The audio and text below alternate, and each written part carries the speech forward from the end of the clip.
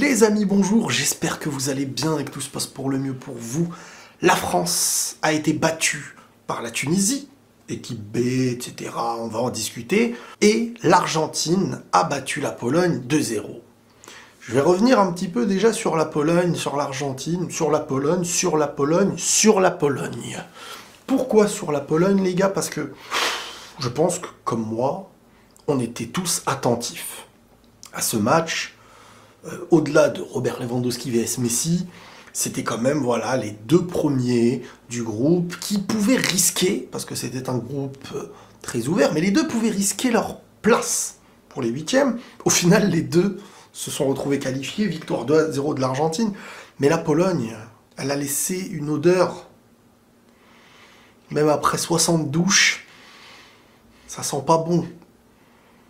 Ça sent pas bon. Alors, là, on va parler, bien entendu, avec la vision d'une personne devant sa télé. Je comprends, malgré tout, le combat d'aller en huitième et forcément la consigne qui va être, à un moment donné, défendez, mais on perd 1-0. Défendez, mais on perd 2-0. Le problème, c'est que si on attaque, on encaisse. Si on prend des cartons, eh ben on va sortir, parce que la différence qui se faisait avec le Mexique, qui eux ont gagné contre l'Arabie Saoudite, et qui pour moi méritait plus peut-être, enfin pour moi là, le Mexique et l'Arabie Saoudite méritaient plus les huitièmes que la Pologne, hein, de ce que j'ai vu de la Pologne en tout cas. Et ben là c'était une histoire de fair play, c'est parfait, c'est pour ton fair play, ce qui a créé la différence entre toi et les autres, c'est ton fair play, parce que tout était à égalité, donc sinon bah, tu passais à la trappe.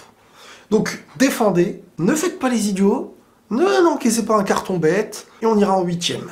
Alors, bien sûr, je peux comprendre, mais moi je suis désolé, je m'attendais à tout sauf à ça dans ce match-là. Je me disais, l'Argentine va donner sa vie. Et l'Argentine, on va en dire beaucoup de bien, parce que sur ce match-là, entre un petit renouveau même par rapport à de la jeunesse, etc., Alvarez, etc., je veux dire, on a vu vraiment des joueurs, une équipe digne de ce qu'on pouvait attendre de l'Argentine depuis le début, normalement.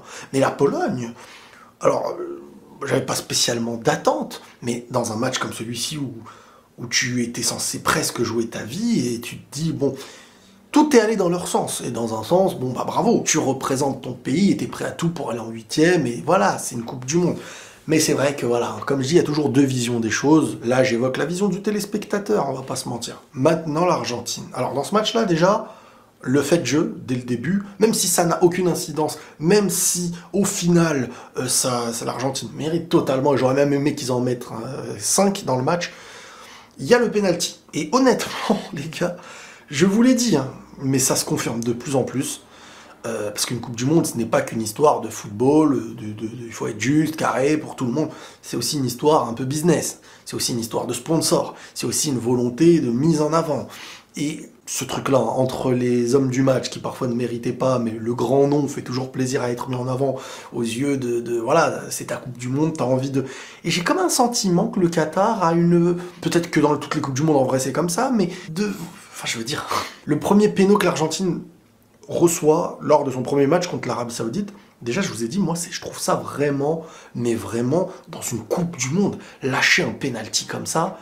Mais je pouvais le comprendre un peu plus que celui que j'ai eu dans ce match-là. J'ai revu les ralentis. Je veux dire, le goal dégage la balle. Enfin, le Messi, on voit que sur la tête, il ne peut pas proposer le danger, la balle.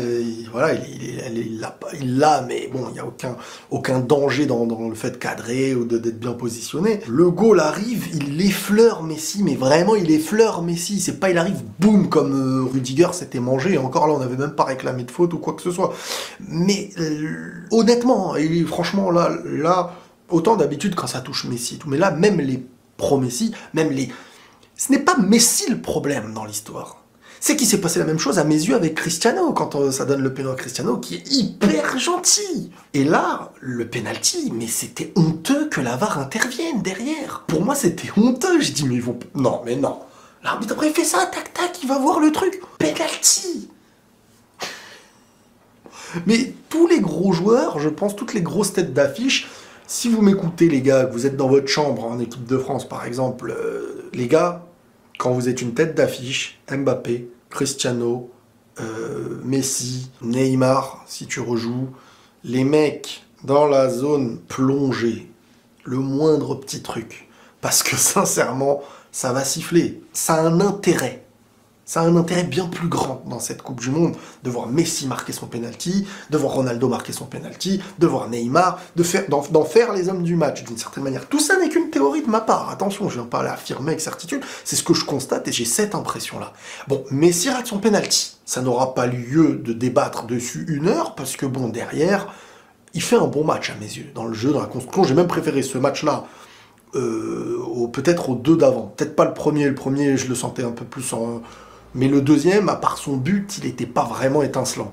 Dans ce match-là, j'ai beaucoup aimé, il a emporté son équipe, il y avait beaucoup de volonté, il a trouvé les passes clés, voilà, il a bougé, il était bon dans les duels, il a raté son péno. La question de Messi et des pénaltys lors des gros matchs, elle se pose de plus en plus. Parce que Messi, quand, par exemple, le match de l'Arabie, il est en confiance et tout, il n'y a pas la même pression, il te le met en finesse et il tue le goal. Et je veux dire, ça c'est les petits pénaltys à la Neymar, t'avances, tu regardes le goal, tu le devances, ou alors tu anticipes son plongeon parce que voilà, il plonge un petit peu avant que ton pied touche la balle. Et en fait, dans cette pression-là qu'il a sur ce match, il tire fort.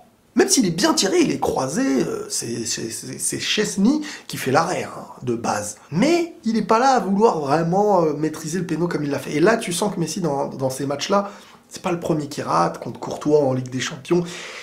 Bref, je vais revenir sur un autre aspect qui n'a peut-être pas une incidence directe avec ce penalty, mais la pression que les Argentins, ils ont vis-à-vis de leur pays et du public, je ne connais pas une autre équipe avec autant de pression que ça sur les épaules. Peut-être parce qu'ils ont Messi.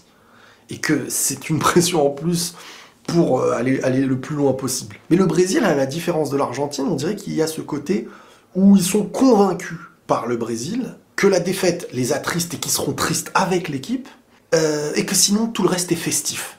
Mais l'Argentine, c'est pas les mecs, tu perds, on va faire la fiesta. Tu perds, ils vont arriver avec des guns devant chez toi, on dirait. Et l'Argentine, ils mettent une pression, j'avais même vu des reportages sur ça, il y a une pression médiatique et liée au pays qui a une incidence parfois dans la pression au niveau des joueurs. Pour avoir autant de pression malgré le professionnalisme des joueurs, faut que derrière ça fasse peur.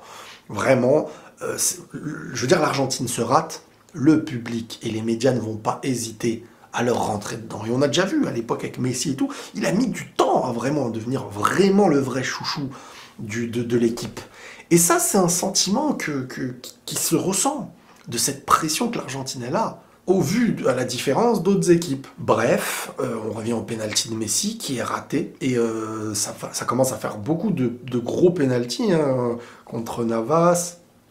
Je veux dire, on a plus peur d'encaisser un but sur un coup franc quand on est contre Messi, que l'assurance à 100% quand on est pour Messi de le voir marquer son péno. Et c'est aussi, toute proportion gardée, mais une mesure qu'on doit avoir par rapport au penalty, les gars. Et là, bon, beaucoup de gens vont dire par rapport à Ronaldo, mais oui, si on veut, le penalty, c'est pas un but assuré. Et parfois, aller se lever pour aller le tirer dans certaines circonstances, c'est qui tout double. Le marquer, c'est positif, et c'est une énorme occasion de but, on va pas se mentir, mais le rater, ça peut bousiller beaucoup de choses. Tu le rates en étant le penalty d'Mbappé contre la Suisse, il est pas facile celui-là. Il est peut-être, je pense que beaucoup préfèrent avoir une occasion dans la zone que d'avoir ce penalty à tirer. Hein.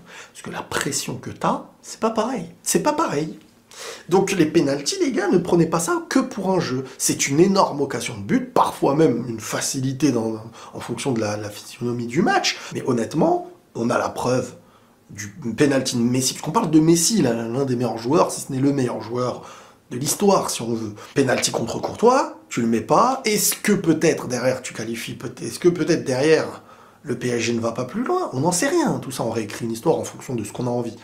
En finale, contre le Chili, contre Navas en Ligue des Champions, ce qui aurait peut-être relancé le Barça déjà qui mettait la pression à Paris, et dans ce match-là, imaginez si ça avait tourné dans l'autre sens, que l'Argentine aurait été éliminée de cette Coupe du Monde. Et ben le penalty, c'est pas facile. Voilà, donc bien sûr, penalty, on t'offre une occasion qui est immense. Mais la pression qu'il y a dessus, ce n'est pas...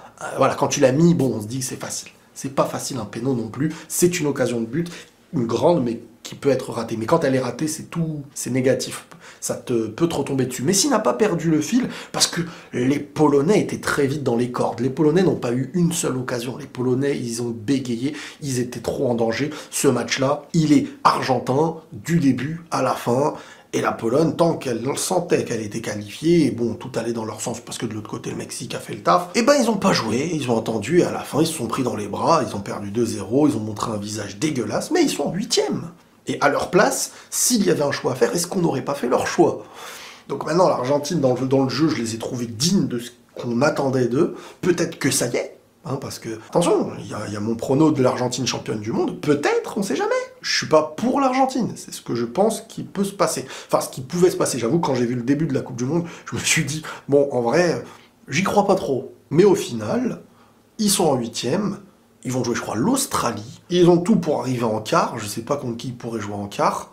Bref, l'Argentine mérite et s'est battu pour cette qualification, et il la mérite totalement. Messi, en dehors de son penalty, était dans le centre du jeu, il a construit, il a trouvé les espaces, j'ai pas trouvé son match mauvais du tout, et voilà, ils ont gagné. Bon, la France, déjà une immense déception pour la Tunisie, les gars, malgré la victoire, hein, parce que bon, les gens qui regardaient le match sur TF1, ce qui s'est passé, c'est qu'avant la fin du match, le but était donc validé, et ils ont quitté l'antenne avant de voir l'arbitre annuler le but de Griezmann. Bref, 1-0 pour la Tunisie. Et comme je vous disais, énorme déception, vraiment énorme déception, parce que la Tunisie avait de quoi être l'équipe qui se qualifie avec la France, en fait, dans ce groupe-là. Ils ont battu la France. Ils ont fait un match de bonhomme. Il y a des jeunes qui ont joué, qui auraient dû jouer dans d'autres matchs. Certes, alors on va me dire c'est l'équipe B, c'est une équipe B d'une équipe de France, en faisant rentrer ensuite Mbappé, etc., une équipe B en Coupe du Monde. Non, on parle pas d'une équipe B dans le petit quartier, on parle pas d'une équipe B, tu mets l'équipe B, mais bon, même perdre 3 points, c'est pas un souci pour toi, le coach donne des consignes, mais derrière il tape une blague avec le staff, il rigole, t'encaisses un but ou un petit pont, il rigole. Non, là, c'est Coupe du Monde, et crois-moi que l'équipe B qui rentre, elle donne sa vie. Donc la Tunisie gagne son match, et c'est donné, et ils ont vraiment bougé, l'équipe de France sur ce match-là. Mais, bien sûr que si c'était un match où l'équipe 1 devait gagner de l'équipe de France, peut-être que le match ne se déroule pas comme ça. Peu importe, on ne réécrit pas l'histoire, on se base sur les données du présent. Et donc, la France a eu du mal sur ce match-là, et je pense que beaucoup n'ont pas marqué de points parmi les remplaçants. On va pas noter les Guendouzi, etc. On va prendre l'exemple de Camavinga, qui a gagné énormément de duels aussi, hein, malgré tout, mais qui n'est pas un arrière-gauche. Et moi, je vais vous dire un truc, c'est le paradoxe que je me suis fait dans ce match-là, c'est de me dire, Camavinga ne jouera peut-être pas 1 minute au milieu de terrain dans cette Coupe du Monde. C'est fort probable. Et les seuls temps de jeu qu'il aura, ce sera en arrière-gauche. Arrière-gauche, qui n'est pas du tout son poste, et qu'au très haut niveau, même si on l'a vu là, il y a eu beaucoup de failles, mais il s'en est sorti, il a des bonnes stats sur individuelles, dans les duels et tout. Mais tu sens que c'est pas son poste. Et ben, regardez le paradoxe, c'est que t'as Ferland Mendy que tu n'as pas voulu prendre, dans un poste que tu aurais pu faire jouer, alors que tu vas faire jouer un mec qui n'est pas spécialement à son poste, sans le mettre une seule fois dans cette compétition à son poste. Il a le droit, il fait ce qu'il veut. De toute manière, en soi, t'as perdu ce match, mais il n'y a aucune incidence. Mais je veux dire, on voit aussi que l'absence de Ferland Mendy n'est pas liée au fait qu'à ce poste-là, on n'a pas besoin de joueurs. C'est lié au fait que 2 options, maintenant je parle en option, même si j'ai des retours d'ex-aequo un peu, mais je parle en option, vous choisirez la vôtre. Soit l'équipe, ça n'arrange pas beaucoup de joueurs d'avoir ce joueur-là, et qu'en interne, certains n'en veulent pas spécialement, et que ça a facilité à Deschamps l'idée de ne pas le prendre. Soit, ça convient à Deschamps de ne pas avoir d'autres arrière-gauche. Il s'est dit, on a les frères Hernandez, les deux peuvent jouer à ce poste-là. Au pire, il y a Hernandez, et au pire, je bricole. Mais dans une Coupe du Monde, faut parfois prendre plus l'option de... Deschamps favorise le groupe. Deschamps favorise ce qu'il a toujours fait. Ça a parfois porté ses fruits. Voilà, c'est le choix qu'il faut respecter.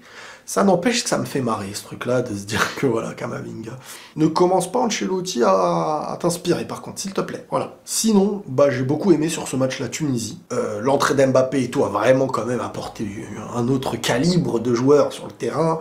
Quand t'as additionné Dembélé, Mbappé, Grisou, etc., tu sentais la domination, tu sentais le niveau qui montait.